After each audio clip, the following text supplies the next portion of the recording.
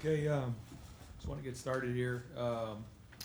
This weekend, our team voted on captains, and the team selected 7 guys as their captain: Jordan Fuller, Jonathan Cooper, J.K. Dobbins, Chase Young, Tuff Borland, C.J. Saunders, and K.J. Hill. I think that they are a great representation of the program. They are a group of guys that I think epitomizes what we want an Ohio State football player to be. I think they understand what it means to be a captain, and very, very well respected, unbelievable group of guys, really cool.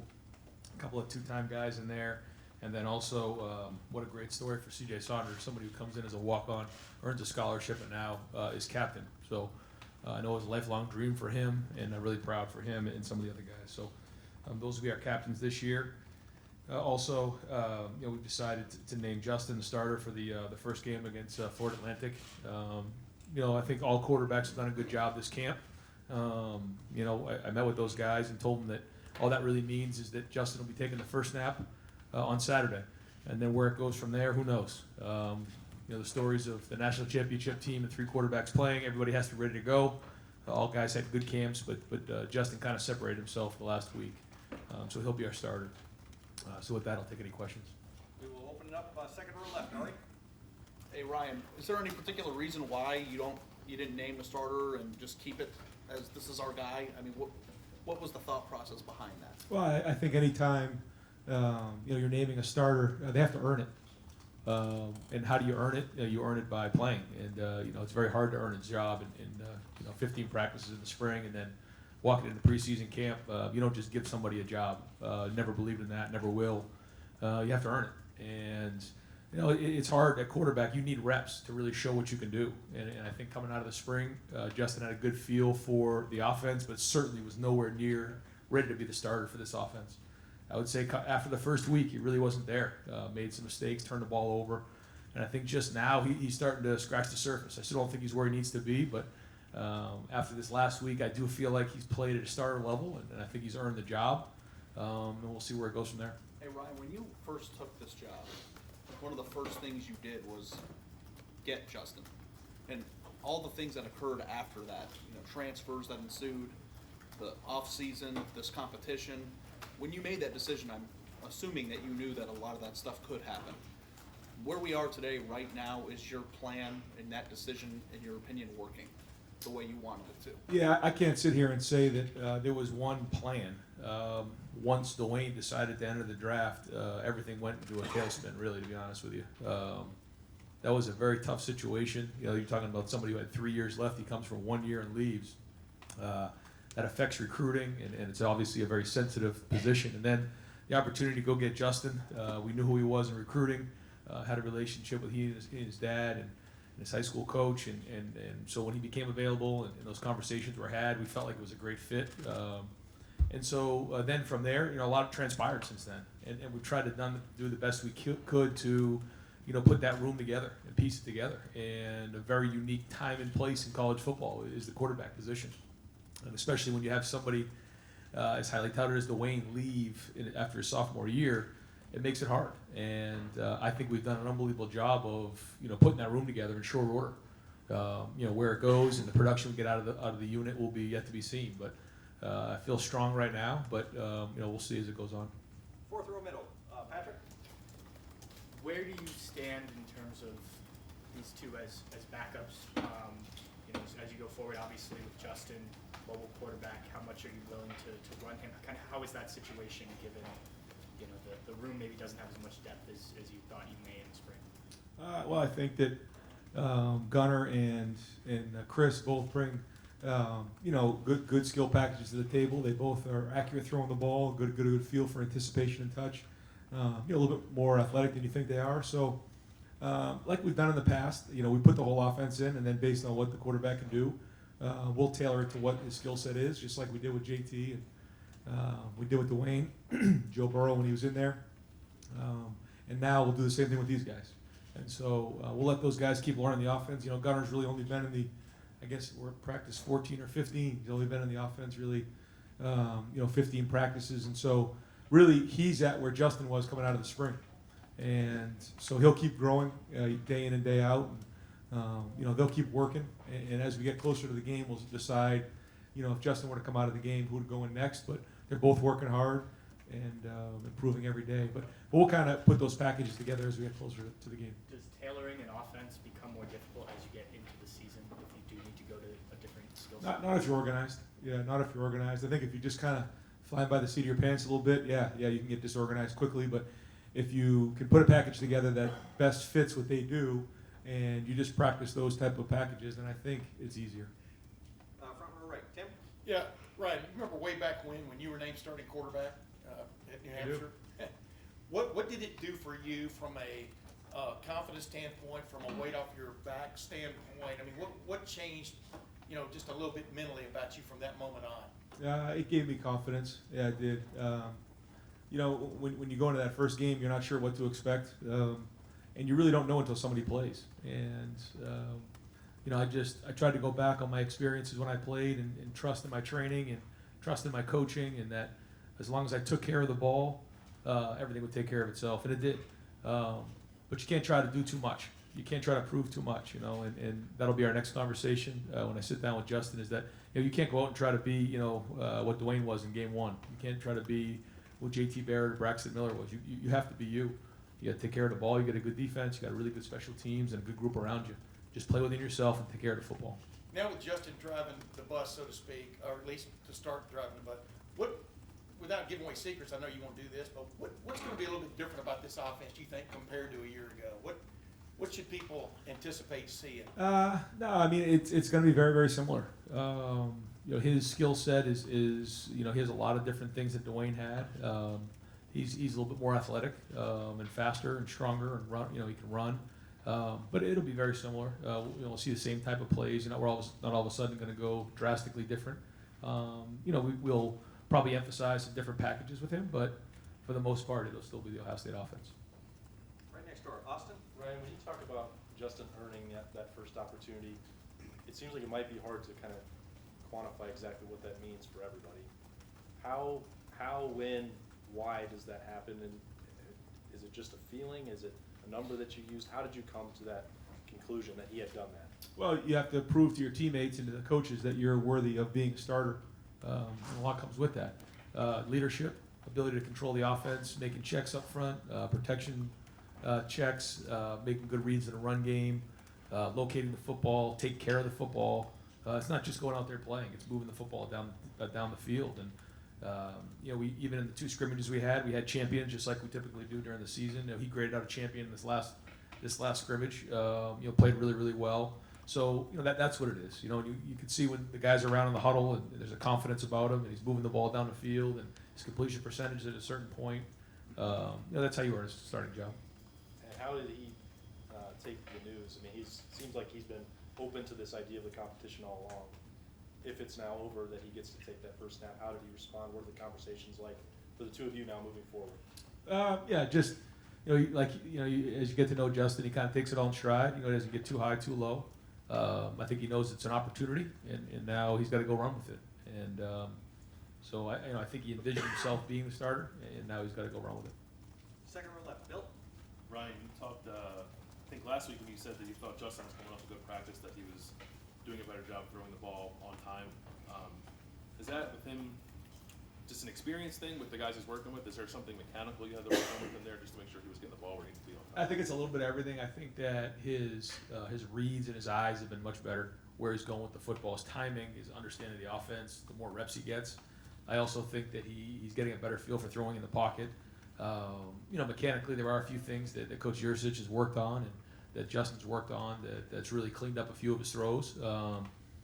He's got a strong arm, and he's done a pretty good job with his accuracy in the last couple of weeks. He can create. He's very athletic, and he can create. So when he does create, he has to know when there's times to take a chance and when there's times he's got to throw it away or even eat it. And that's just managing the game, maturity in that position.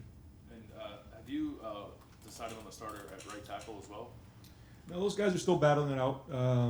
They're doing a great job. I anticipate both will play. Brendan Bowen's probably had the best camp that I've seen him play. He's at a certain level right now. I think he's playing really, really well. Nick's done a really good job as well. I think right now they both deserve to play. Where this week goes, we'll see. This is still another big week for us, as we lead into next week and prepare for the game. Front row right, Bill. Justin's coming in as obviously a very highly rated recruit, where he was a year ago. The expectations here are so high, yet he's only been in the program a short time. How do you kind of manage, what's realistic for him, the expectations for him this year? Yeah, especially at the start? that's hard. That's hard. And, when you say it like that, it's, it makes you think, because you're right, you just got here and the expectations are almost ridiculous. But, that's the same thing as being the head coach at Ohio State. That's what you signed up for. And we're here for a reason. And so if you get caught up in those type of things, you get yourself all jammed up. And, I think that he understands that. I think he always, again, envisioned himself at a school where he's going to be in a high-profile position. If he was on that QB1 show, he's been a high-profile recruit, so I think he understands what the limelight means. So I think he's always prepared himself for that. I don't think this is something that just hit on him, in the last couple months. I think he's always be ready for the spotlight.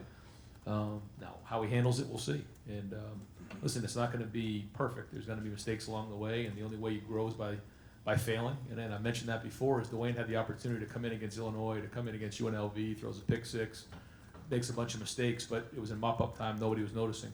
Justin doesn't have that luxury. So we're going to have to manage those situations the best we can and just support him the best we can and move forward. I'm sure that you're really excited about his potential, you've seen his talent, but also concerned about the lack of experience. Which is kind of winning out in your mind? Are you more excited about the ceiling, how high that ceiling can be? I am. Yeah, very, very excited. Front row left, Doug. When we talk about Justin's experience, what he did at Georgia last year, the time he had there, how different did that make him than a guy coming out of high school when he got here? Is there some value in that, or is it a different system, it's a different school? You felt like he was a freshman. Yeah, another great question, because I went home the other night and there was a SEC game on. It was Auburn, Georgia. I think it was at Georgia. And I just happened to click it on and start watching it. And the quarterback for Georgia was Justin Fields. It just caught me off guard that, he's taking snaps in SEC games and SEC environment. So I slept a little better that night because he caught the snap and he didn't turn the ball over, so that was good.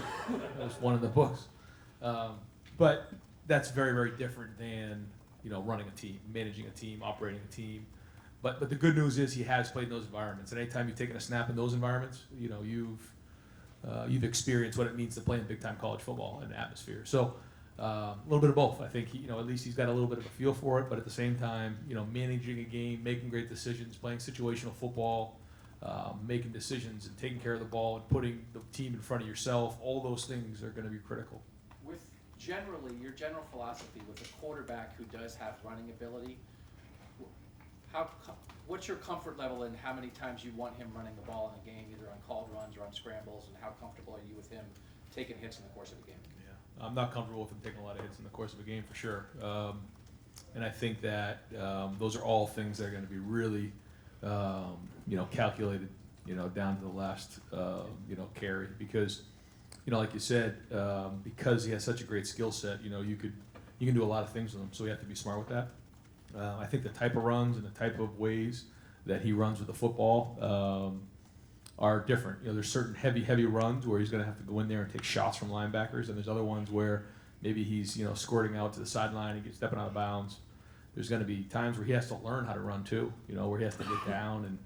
I thought Kyler Murray did a great job of that last year. You saw him kind of squirt out for 7 yards, slide, get out of there, and he's okay. And there's other times where down in the red zone, he's going to have to probably lower his shoulder and run the ball well. But I think that's all part of the plan here in figuring that out for him. But obviously, don't want to put him at risk. And is there any recap generally from the scrimmage that you can give just to guys who look good this past weekend, or just what you like? We had. Probably about 10 to 12 champions on both sides of the ball. I thought guys came out and played really, really well. Nothing in particular in terms of like individuals that really stepped up that maybe hadn't before, without selling somebody short. But it was a good scrimmage. I think the offense and the defense have been getting after each other. It's been a lot of give and take, which has been great. I will say on offense, I think that J.K. Dobbins has really run hard in this camp. He's got his pads down. He's playing with speed. I think that's significant.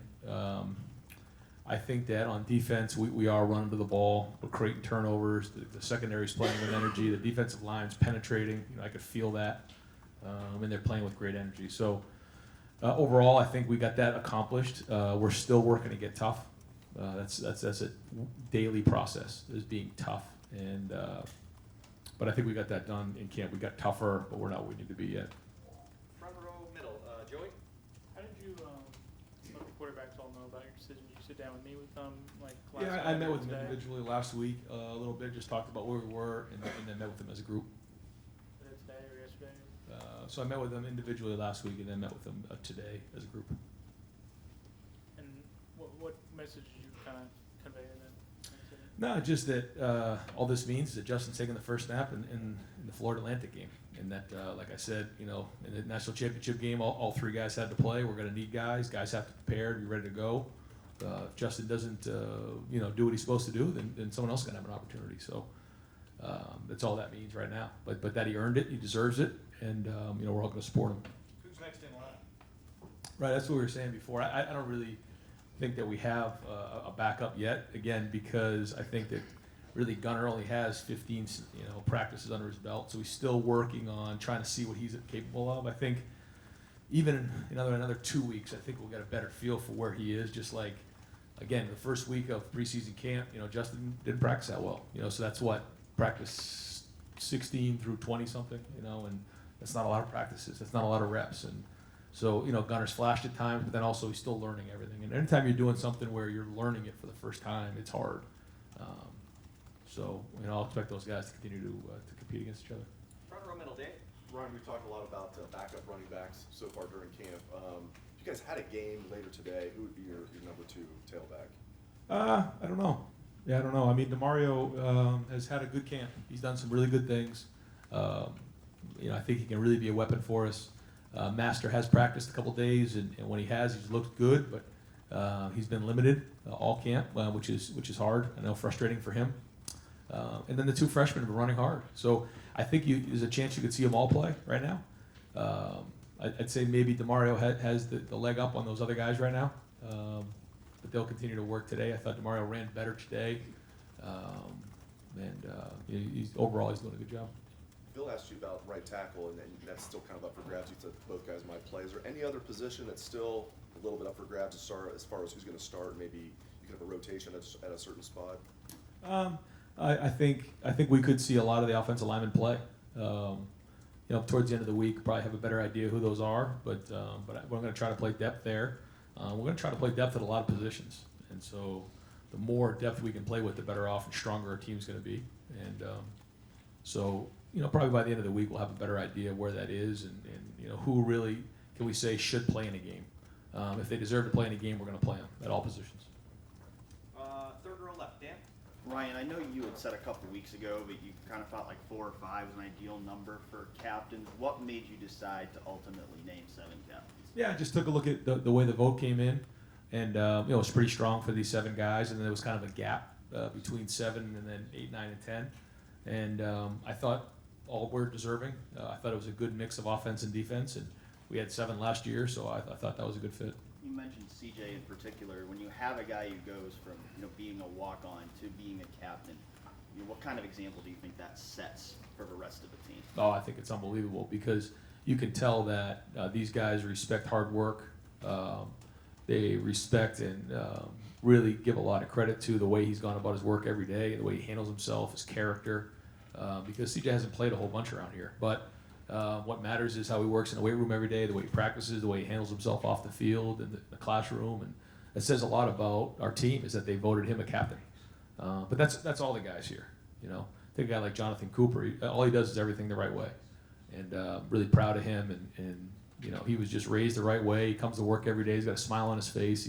He's tough, and he'll be a great captain as well. Where is CJ at in that competition for playing time right now at the slot receiver spot? Yeah, right now he's at the H. He's backing up KJ. Jalen Gill's in the mix right there, and he's had a good camp. He's a little bit of a situational guy. He's going to help us on special teams. He helped us in the pass game a bunch. But he's tough, and he's got really great short area quickness and good hands, and glad we got him. Far left, Lori?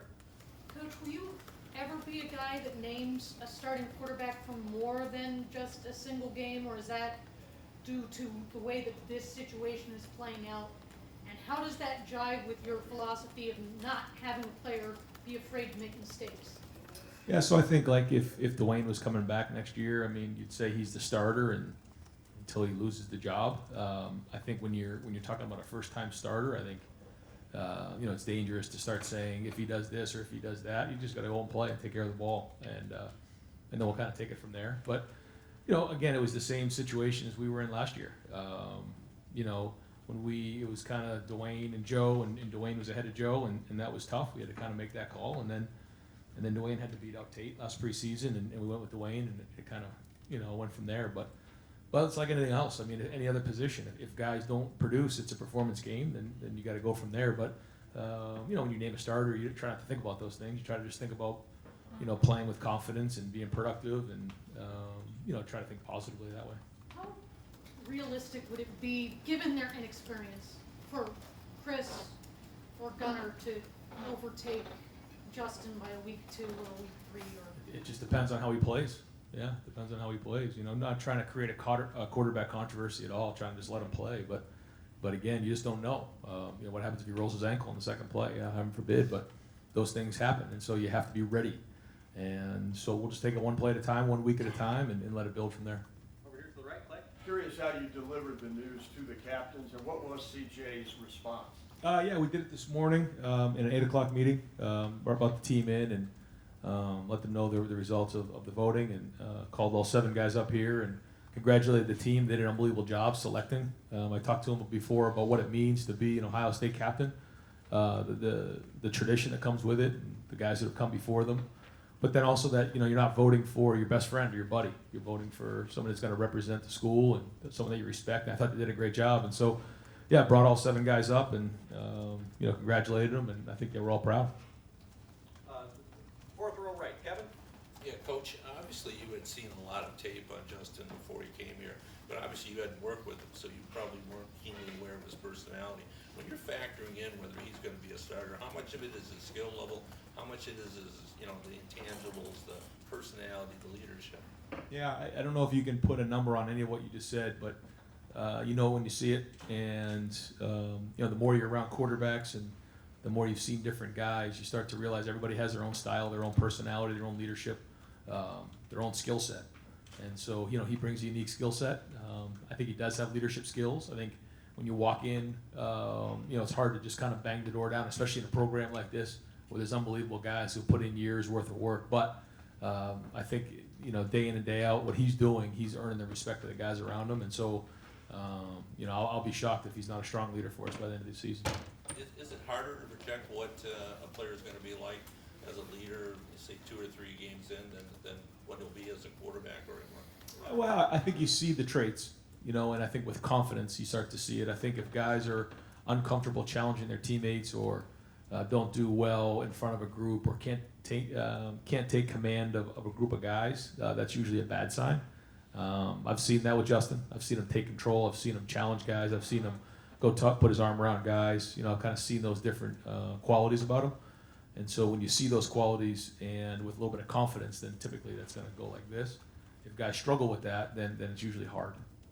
Folks, we have time for just a couple more over to the right, Tony. Ryan, do you know where your coaches are going to be stationed on game day? Yeah, we're working through that. I think that as of right now on offense, Kevin and Mike will be upstairs. On defense, we're still working through that. I know Jeff wants to be upstairs, whether Matt Barnes is upstairs or not. We're still figuring that out. We did have a mock game last week and kind of went through that a little bit and had Matt upstairs and with the special teams, kind of work through that a little bit. I'm kind of very much involved now with the special teams, so I'm going to be able to help a little bit, but calling plays, it's going to be hard for me to do a lot of it. So those are the things that we're working through, and we'll do another mock game this week and probably make a final decision on Saturday. And then you guys led the nation in penalties last year. How much of that has been a focus? Huge. So anytime somebody false starts or has a penalty now, they just do a lap. We just stop practice right then and there, and they just do a lap. And it may not seem like a big thing, but they kind of miss the whole period, and so it matters now. And I thought so far in camp we've done a pretty good job because a lot of them were the false starts, amazingly, and some of them were holding. And I know there were other penalties along the way, but if we can just cut down on those, you know, non-talent ones where, you know, it's just false starts or, you know, procedures or, you know, illegal motions or any of the pre-snap stuff that's just a matter of us staying disciplined, then we'll be fine. Because the effort stuff, you know, sometimes there'll be a holding or maybe a late hit or something like that because you're giving effort. That's one thing. But the procedural stuff, we got to put an end to. So that's been the emphasis in preseason. All right, last question. Rob? You like your quarterbacks ultra competitive. I'm just curious how the two non-starters took the news. Did you deliver it today? It was the final. You met with them last week, but today I assume they got the news. Yeah. And was it, we saw this coming, or was it like, could you sense that they were ticked off about it because they are competitive? How did that A come? little bit of both. I think you know, they've seen Justin maybe pull away a little bit, but at the same time, I know that they're competitive and they're prideful and they want to play. So I thought that was good, and we'll see how they respond tomorrow. And in terms of just the big plan, you've been saying that the JK needs to really get it going early.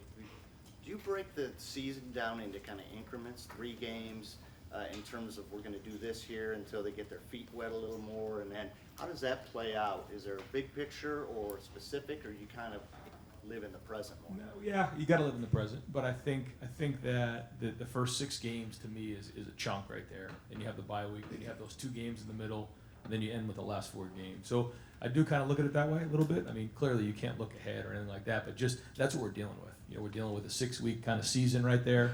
We come up for air, 2 games.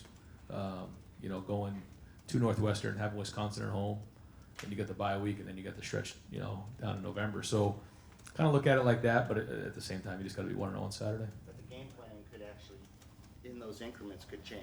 Yeah, oh, for sure. Shoot, we may look different in week 2 than we look in week 1, and vice versa, and depends on if they work. If they work, we'll keep going. If they don't, we'll have to change. Ron, we haven't seen you for a little, did everybody get through the last week healthy? I mean, have you lost anybody or anything? Again, not you know, I think that the policy is going to be not to talk about injuries, but I've been really pleased with that. You know, again, knock on wood, so far this camp's been great. Yeah. Coach, thank you very much.